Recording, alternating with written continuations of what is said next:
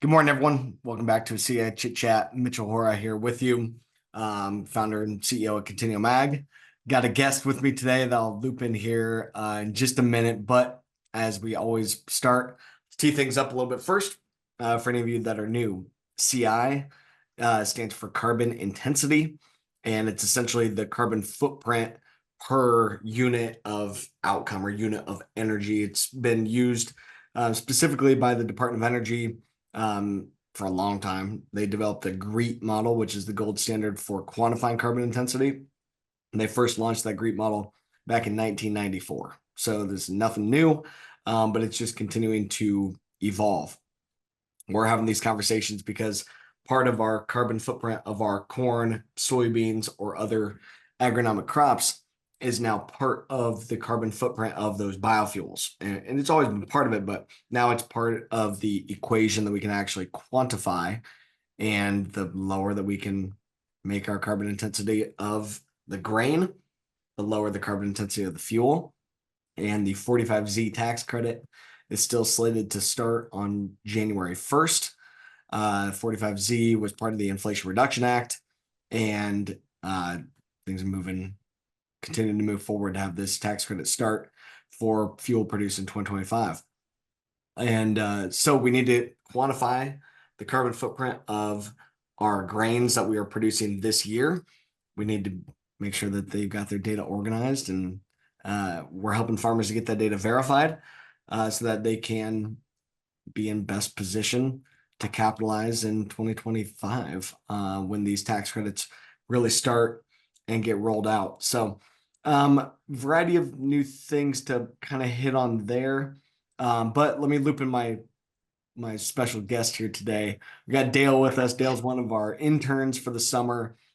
Dale, maybe introduce yourself, right? Kind of where you're from, your background, your stuff at school and all that. And then we'll dig in a little bit further from there. But thanks for hopping on the chit chat here this morning. Your Yeah, debut thanks. on the chit chat, Dale. Don't mess it up. Yeah, no pressure. But yeah, thanks for having me.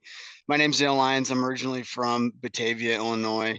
Um, Moved to God's country 3 years ago to go to college, the best college on the planet, Iowa State University. Um, I was a hired man in high school, and I have family that farms in Northwest Iowa and Southwest Minnesota. So I've been in ag since the beginning of time. But connected with Mitch a couple years back, and got landed an internship here. Started off as operations, kind of more on the sales side now. Kind of get to experience a little bit of everything. Um, but yeah, I'm a double major in agronomy and seed science at Iowa State and a minor in entrepreneurship. So yeah. Love it. And so yeah, you've kind of seen you're having obviously a lot of conversations with farmers. Maybe do you have a couple hot takes for us on one of the biggest things that has been an aha moment for you in this CI space, or a hot take from a farmer that you've had a conversation with about an aha that they've had? And I think a big selling point, and as unfortunate it is that commodity prices really aren't doing too hot right now, um, farmers are looking for any added value that they can, and I think that that's restoring some confidence that they can get a little bit more out of their crop this year. Yeah, getting paid for the data, right? Right. Not just getting paid for the bushel, but how you're growing the bushel. Yep. And that's Absolutely. why I like this space so much too, is yeah, I always call it right that there's a new scoreboard for farmers now. The scoreboard has always been the yield monitor, and Yep. the point system's always been the bushel, and you get paid by the bushel. And this really, for the first time, if the rules come out the way that we need them to, that there's a new scoreboard. And it's Yep. the Department of Energy GREET model that I mentioned a little bit ago. And farmers can get potentially compensated based on their CI score, because the lower the CI score of that corn, soybean, or other feedstock, the lower the CI score of the biofuel that it's being turned into. And those biofuel producers are in position to earn some tax credits and monetize decarbonizing. But yeah, really interesting that farmers are looking for some of those opportunities. But there's a lot of risk, of course, still in this too, that we don't know all the rules yet. What's any take on that and the conversations that you're having some of the main questions that always come up with the rules, or some of the just repeating concerns or whatever that a farmer has when looking at a lot of uncertainty with the rules. Yeah. So I would say one of the main concerns is end consumer. We just don't know which ethanol plants are going to take how much and when, as far as bushels goes. Mhm. Um, Additionally, what percent of this tax credit is going to be, like how much are we talking as far as what's passed on to the farmer, if it does come down to it. Mhm. Um, those are major concerns that I hear Yeah. all the time. I think pretty well every ethanol plant is going to be participating, right? I haven't Right. heard of any of them that are just flat out saying, no, this is just, we hate this and we're not going to do it at all. Like they're all at least exploring it. Some of them are going to have an easier go at it than others. And that'd be mostly based on what is their current CI score. Because the closer to 50 or even below 50 that you already are, the closer you are to being in the money, or maybe Right. already being in the money. So if you already have a lot of energy efficiencies going on, or you already have a carbon capture system of sorts, then you probably already have a really low CI score. So those plants are going to be should be ready to rock and roll right out the gate. Right. Where other plants, if their CI score is a little higher, that's what's going to deter them. And yeah, who knows what the what the share is going to be between the ethanol plant and the farmer. We're hoping that it's just open and transparent, and everybody can be happy at the end of the day. I think the pie is big enough, right? The pie is potentially big enough that as we split up the pieces of the pie, we can all be happy because there's plenty of pie to go around Yes. in 45Z. At least the way that the law lays out the financials. So I don't know. Hopefully, we'll get to that. But you've seen some of these farmers that have jumped on early. What do you think? What do you see as any differences or any hot take between farmers that have said, "Yep, I need to get enrolled and I need to get this verified now," versus other farmers that are saying, "Ah, Dale, sounds good, man, but I can't spend money on this right now." What are there any themes or differences between those two type of farmers?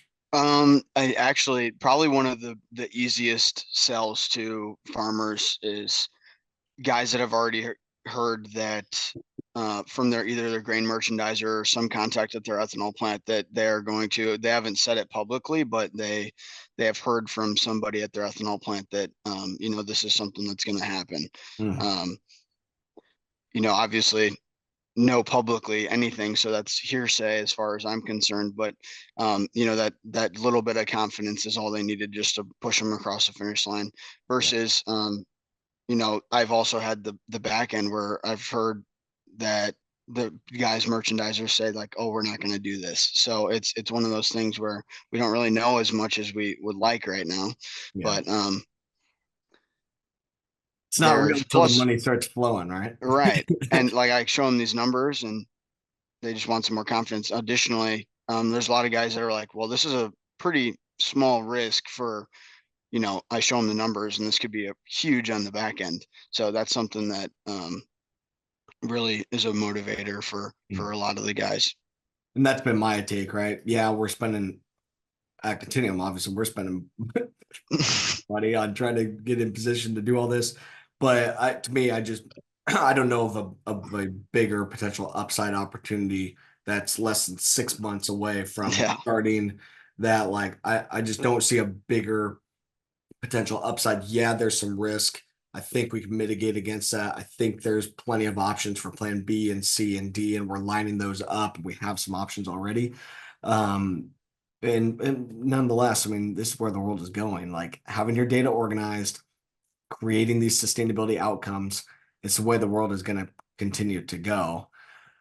So I think it's still good nonetheless to get your data organized, get your ducks in a row, and at least be in position to capitalize and not Yep. let this ship sail right on by you.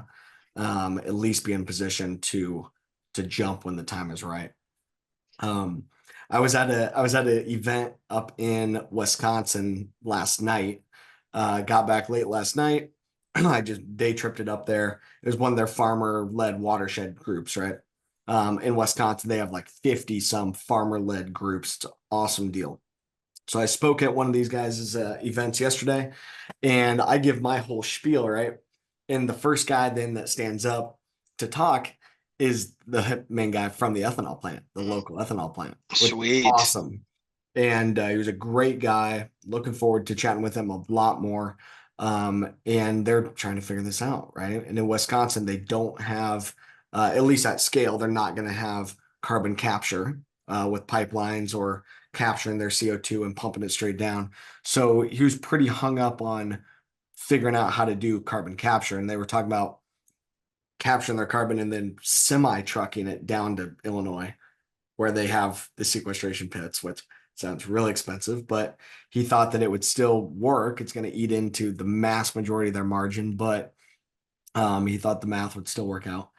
I do think that there's other opportunities, and we're talking with groups that have some solutions for capturing the CO2 at the plant and leveraging a variety of different marketplaces to actually use the CO2 rather than just pumping in the ground. I think there's going to be a lot of both, right? There's going to be a variety of solutions here.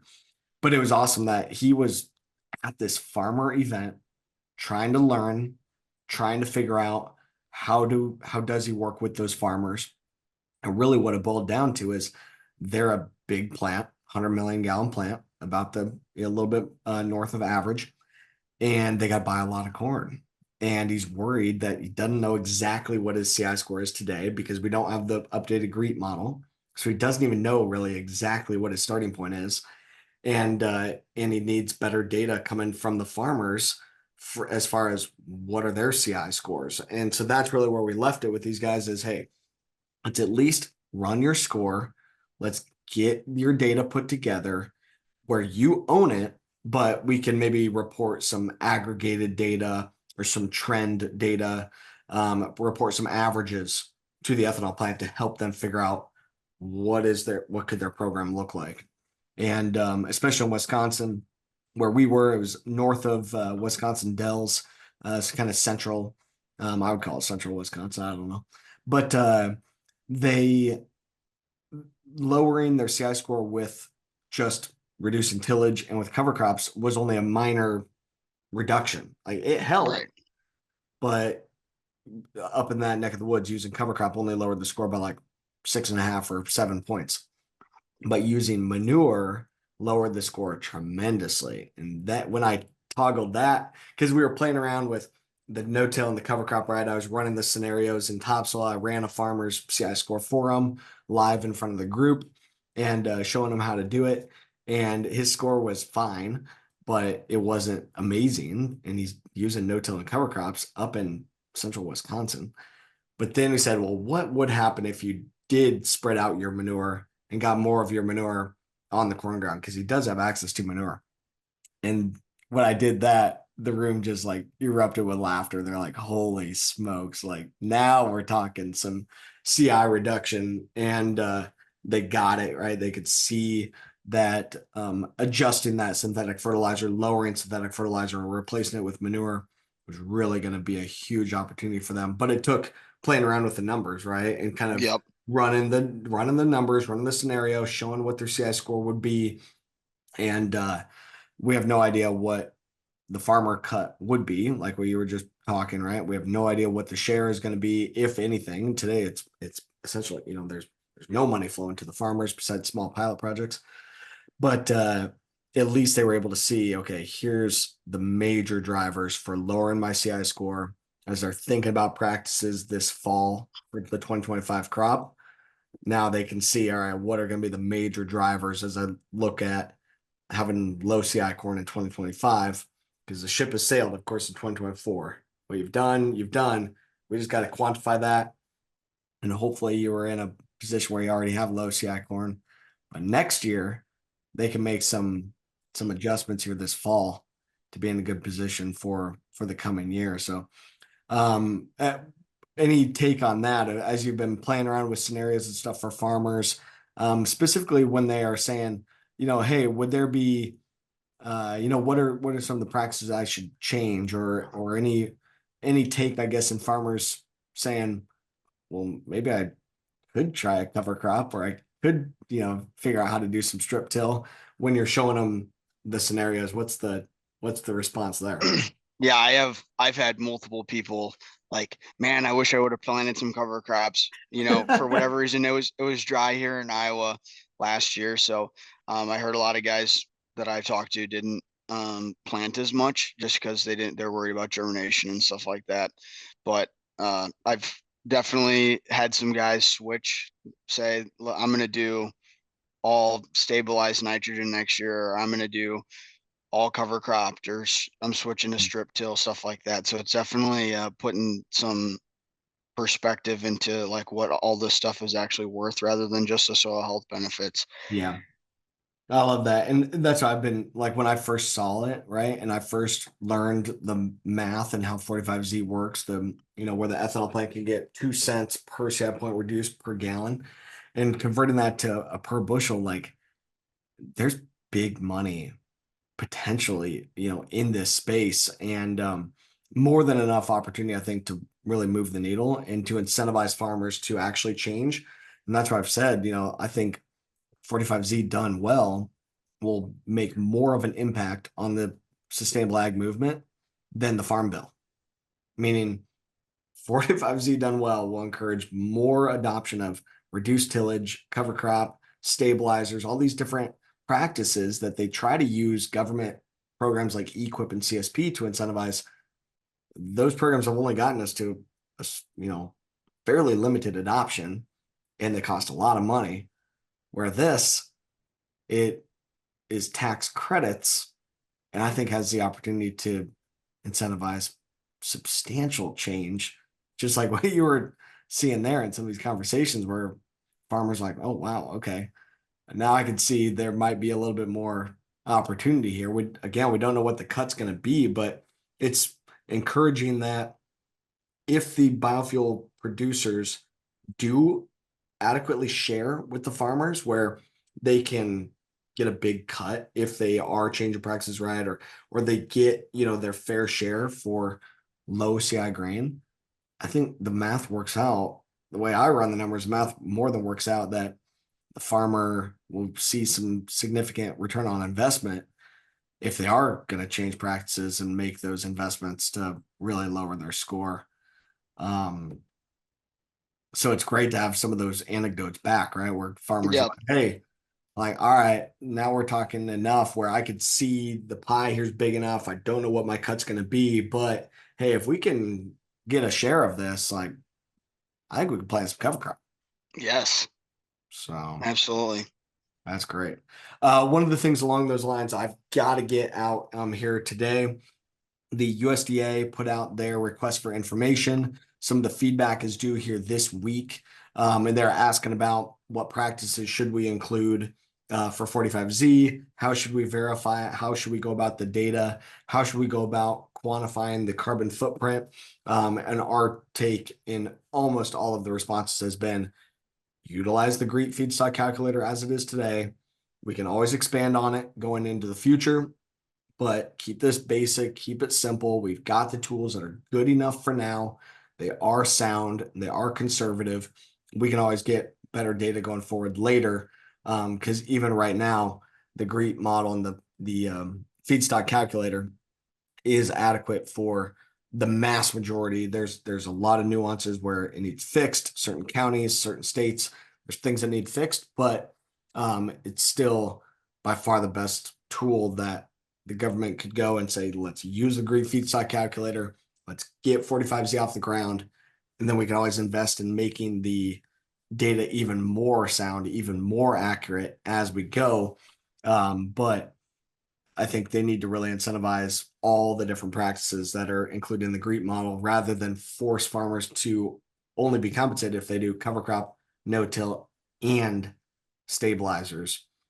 And you've probably had some conversations, Dale, with farmers that saw the 40B rules where it was the 3 practice bundle approach versus what the rules say within 45Z in the Inflation Reduction Act, saying utilizing the models built by Argonne National Lab Yep. and the GREET model. Has that scared them off? The three practices versus being able to have the full extent of the GREET model?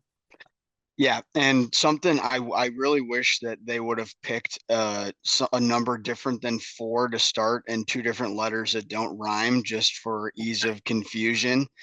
Because it's a lot of, because I mentioned 45Z and they immediately go, oh, I don't do all of that. So, but Yeah. it's definitely just, and once I clarify, it's usually pretty relieving for the growers I talk to. But Especially explaining 40B versus 45Z versus 45Q. And that was yeah. the biofuel guy last night, the ethanol plant guy. He was really getting confused on 45Q. I'm like, no, no, no, we're talking 45Z. Right. But yeah, just they need to get more creative with the names of these tax credits, huh? Yep. But yeah, it's hopefully with the period of feedback, we can um, let our voices be heard and make sure that we get something that'll be a little bit more all encompassing for the American farmer versus 40B. Yeah. Now we'll see how it keeps working. So I've got some more our stuff put together. We'll be getting an email out to everybody, so be watching for that. I think I'd shared the other day. I'll get them pulled up again. The links if you'd like to give a feedback and some comments back to the USDA. We definitely encourage you, put in a comment and make sure that your voice is heard. They're asking for our feedback. And happy to help if you're not fully sure on like what you want to say or how you want to go about it.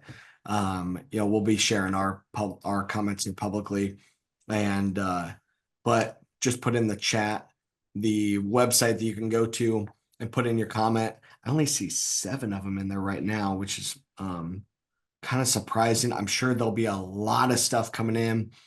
Oh, interesting. Louis Dreyfus has put in a comment here now, multiple different like research type folks and stuff. A genetics company of some kind. Interesting. So I'll have to read through some of those comments and see what other folks are saying, and we'll get our stuff out there here soon too. I saw Josh got on here. Josh, we had a question come in from you asking about, if Trump gets elected, his potential USDA staff is pushing for big cuts to farm programs and stuff, right? And he had talked about that at RNC last week about how a lot of these different programs they're going to get rid of or massively change a lot of these different green energy programs and stuff. So how confident are we that 45Z will be implemented at all, or is it going to end up getting canned? The things I'm hearing are still that the 45Z, specifically 45Z, still has good bipartisan support. It still checks a lot of the boxes for both sides of the aisle, and it should be okay. Now, either party could always go in and ex-nay this for whatever reason. Like that's the issue that we're up against is it's a tax credit, stroke of a pen, it's gone.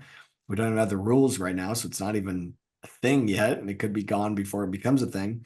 And if they implement the rules the wrong way that are too restrictive, like it could just fizzle out before it really does anything. But I do think enough folks understand how big of a deal this is. So Senator Joni Ernst, our senator here in Iowa, she wrote a letter to the Department of Treasury last week, had multiple different signatures on it from the House and Senate, both sides of the aisle, nice bipartisan letter urging the Department of Treasury to get 45Z rules out there.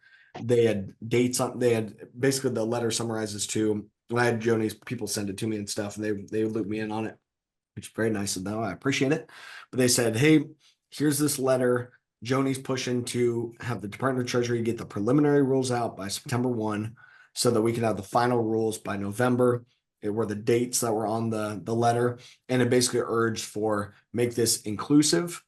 Don't go with the three practice bundle approach. Utilize the GREET model. Make sure that this is inclusive and doesn't restrict farmer innovation, essentially what it boiled down to, which is great. Love it.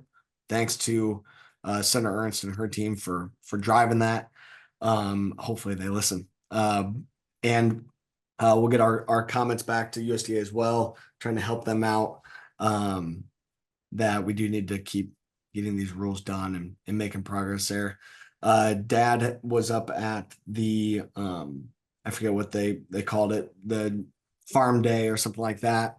It wasn't at the RNC, but it was just outside of town on a farm, and he was mixing and mingling with some of the folks whose name is in the running right now for a potential Trump Secretary of Ag. He was talking with them and had some good conversations about this. And so good to have them go mix and mingle. And I think we can still get in with the right folks within whatever administrations end up being, and get the right people to listen. That this is a big deal and something that everybody can get behind.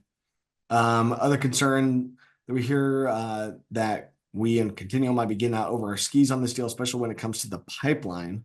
So the pipeline, they are making some progress forward, right? The Summit Carbon Pipeline got approval from the Iowa Utilities Board, but they still have multiple years before they're laying pipe, let alone actually sequestering carbon and getting things done. So a pipeline or carbon capture, the category at large, carbon capture reduces your CI score by about 30 points. So significant reduction in your CI score. But the typical ethanol plant today is at a 55.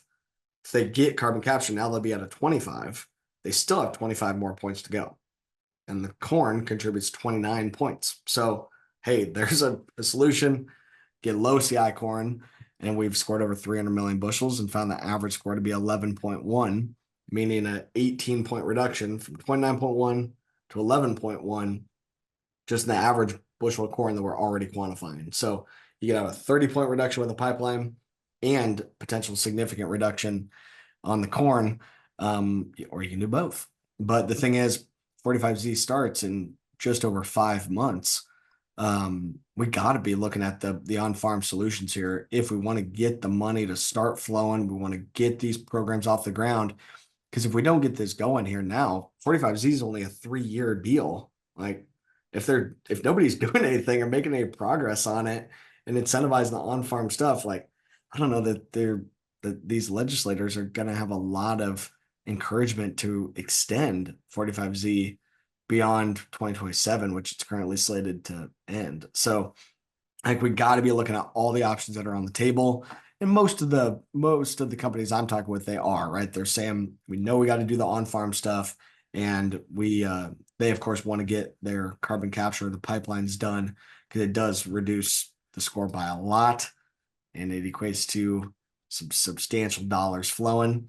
And it does put them in a position for sustainable aviation fuel. Makes that ethanol to sustainable aviation fuel, makes that a little bit easier as well. So, all right, we're running out of time. I've got a couple things I for sure need to get to, and we'll wrap up here. So we've got some deadlines that we've put out. We'll get these publicly put out there in an email and make sure everyone knows. But we are really making great progress with our third-party verifier.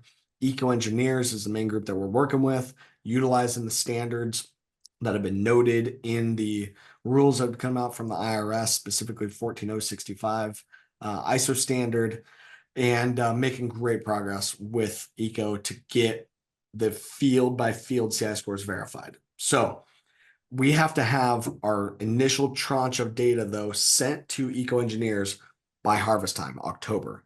So we have to have all the final data into topsoil by October 1st. That is the hard deadline. Everything except for yield needs to be into topsoil by October 1st if you're a part of our CI certification program. The last day to sign up for CI certification is September 20th. But in the month of September, we are going to do basically a rush fee. Today, CI certification is $7 an acre. We had to do a price increase already. We're at $7 an acre, and between now and the end of August, after August 30th, there'll be this additional $3 rush fee. So $10 an acre if you end up signing up in September, but the final day is September 20th. plenty in to avoid any final rush fees and the lift that this is going to be if we try to do it all in just a couple weeks. We wanted to continue to get people signed up between now and end of August. We have a lot of you that have already signed up. It's been tremendous, it's been awesome, and excited to just keep going to bat for you, making this really work. But sign up before August 30th for $7. There'll be a rush fee that's tacked on in September. If you don't get signed up by September 20th, there will be a secondary and a tertiary tranche of 2024 verification that'll take place in probably at the end of Q1 2025, end of Q2 2025. We don't have the final dates on that yet, but what I mean is if you're able to get signed, if you're ready to be on this, and want to avoid the rush fee, sign up by August 30th. Final day to be included in tranche 1 of verification, September 20th. If you miss the September 20th deadline or aren't ready to commit, you can get verified later. I don't know what the price is going to be yet. We don't even know what our costs are going to be with the verifier yet. And that's why some of this stuff keeps getting more expensive. Our expenses keep going up. Our time keeps getting cut shorter and shorter. And Dale only works 80 hours a week. I don't know why I can't get these guys to work even more, right? Come on. No day, no breaks. 120. 120 hours. Let's go. But there's only so many hours in the day. So we've got to get this stuff done when the time is right. But so the variety of other things that'll come out here as well. But we will have verified CI scores February 15th. It's gonna be awesome. Have verification done February 15th. And ready to rock and roll with these programs. So, but even to get in and have your verification pending, I think it's still going to be valuable with these ethanol plants. We're having a lot of conversations. We've got some brand new pilot projects we got involved with as well. I can't announce them yet, but I'm really excited. So making some great progress with our buddies in the biofuel space. I do think there's going to be a lot of opportunity, and we want to make sure that you're educated, and that's what this is all about. So, Dale, I'm over time, but any last parting thoughts? And thanks for hopping on here today and for a whole summer of good work. And we'll keep on making things happen after this here too. But any final thoughts on your side? Yeah, thanks for having me. And I'm super excited to be a part of such a revolutionary part of agriculture, and it's going to be interesting the next 6 months for sure. Yeah. Hopefully it all works out. Right. Yeah. But to your point, this is really the cutting edge, right? And we are beyond the cutting edge, trying to really make sure that this happens the way that farmers need it to, and make sure things get done well and get done right. So anyway, thanks everyone. Always a pleasure. And we'll see you next Tuesday. I know we've got a webinar coming up as well. I should know what some of that are, but variety of different some emails. We'll get our stuff out to everyone about our thoughts and response to the USDA, and be in touch. So have a great week. I'll see everyone later. Bye. See you guys.